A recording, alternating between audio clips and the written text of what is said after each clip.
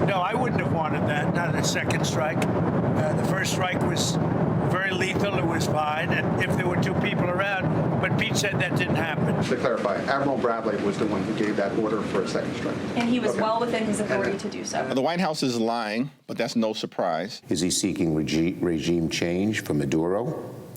Will he put U.S. troops in harm's way? Nobody knows. A lot of accusations flying back and forth over an acknowledged second strike on an alleged Venezuelan drug boat. Let's bring in our panel. Josh Kraushaar is a Fox News radio political analyst, Matthew Continetti scholar at the American Enterprise Institute, and Wall Street Journal opinion columnist, and Axios political reporter Steph Kite.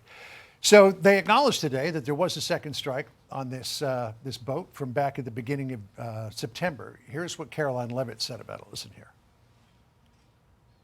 With respect to the strikes in question on September 2nd, Secretary Hegseth authorized Admiral Bradley to conduct these kinetic strikes. Admiral Bradley worked well within his authority and the law, directing the engagement to ensure the boat was destroyed and the threat to the United States of America was eliminated. So, Steph, she was very careful to say that the boat was destroyed because critics have said, no, this was to kill the survivors.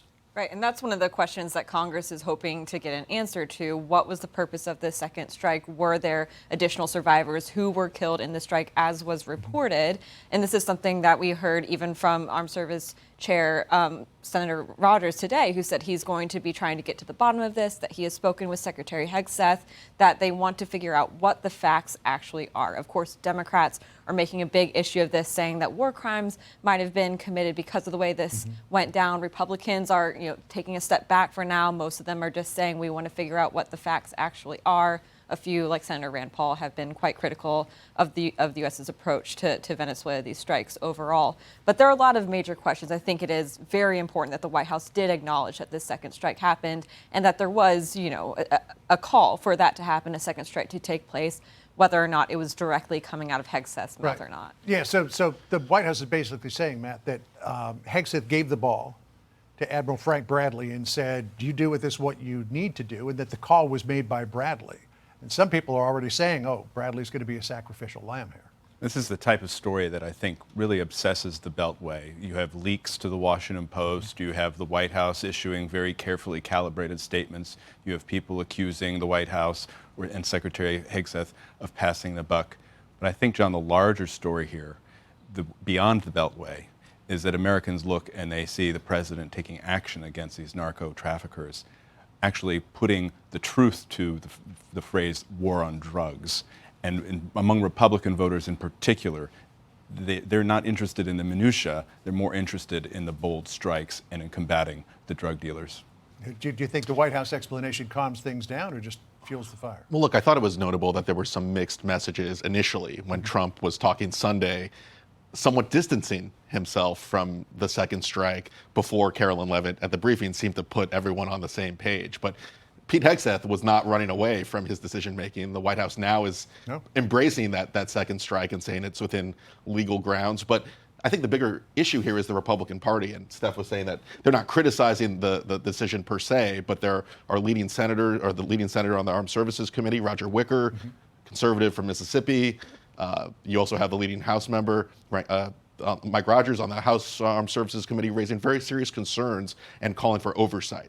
So there's going to be a lot more questions. There's going to be a lot more fact gathering. But Republicans are not entirely comfortable about the decision-making process, and I don't think they're settled after Levitt's comments today. So there's calls for some oversight, but Senator Mark Kelly says there needs to be an outright investigation. Listen to what he said.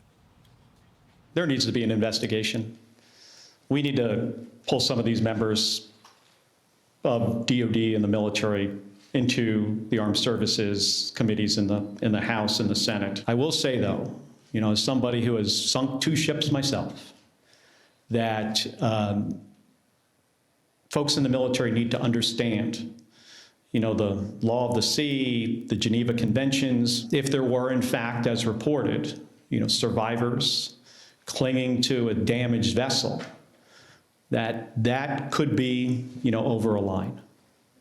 I hope it's not the case. If you look into the law of war, if there is a vessel that is damaged but still functional or could be repaired or whatever, within those parameters, you should be allowed to go after the vessel and make sure that it's sunk. I mean, how many times did that happen during various wars. But if the vessel was out of commission and there were survivors clinging to the side, that's a different matter.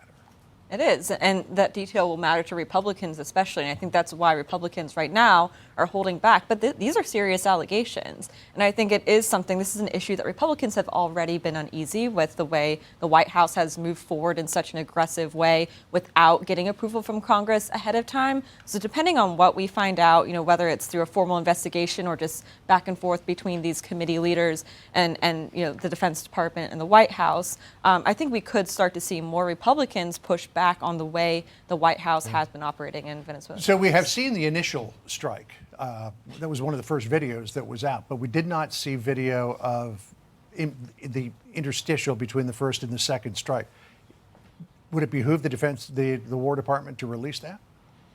Sure. I mean, I think Congress is going to ask for it anyway. Mm-hmm. I think what we're seeing here, though, John, is a preview of what happens when Democrats control Congress in 2027 if they win in the midterm elections. Republicans are going to protect the White House even as they increase the scrutiny bit by bit. But with Democrats in charge of the Speaker's gavel, you would have wide-ranging investigations and subpoenas and potential charges. So big consequences for next November, depending on how it goes. Big consequences, and I think big picture is that Trump would be well served by speaking to the American public. I think there's a lot of lack of understanding among voters, and what is the goal? Is there a larger strategic vision in terms of taking out all these drug boats? Is there a strategic play in Venezuela, which has become will become an emerging issue in the weeks ahead as our military ramps up right outside the coast of Venezuela? So I think there is a possible political big debate coming, and it's one thing that Trump should be advised to get ahead of. No, I mean, the overall goal would seem to be to return democracy to Venezuela and to remove China's influence, as well as Iran and other nefarious players in that area, and try to make it a place where the United States can do business. We're already talking about what oil companies would do if they got access to Venezuela. I mean, I think that's certainly what the Trump White House would argue is their goal, and something that many Republicans would likely back them for. But you get into this situation again where Congress has a role. Once we're starting to build a military presence, when we're talking about potential strikes on land in Venezuela, this gets into war powers resolution territory where Congress wants to be able to use their power and have a say. Matt, just 25 seconds left. There's a lot of firepower in the Caribbean, and at some point, you've got that much firepower, you might just use it. There's a lot of firepower. There's a bounty on Maduro's head. There is CIA operations happening inside the country, and now there's an ultimatum.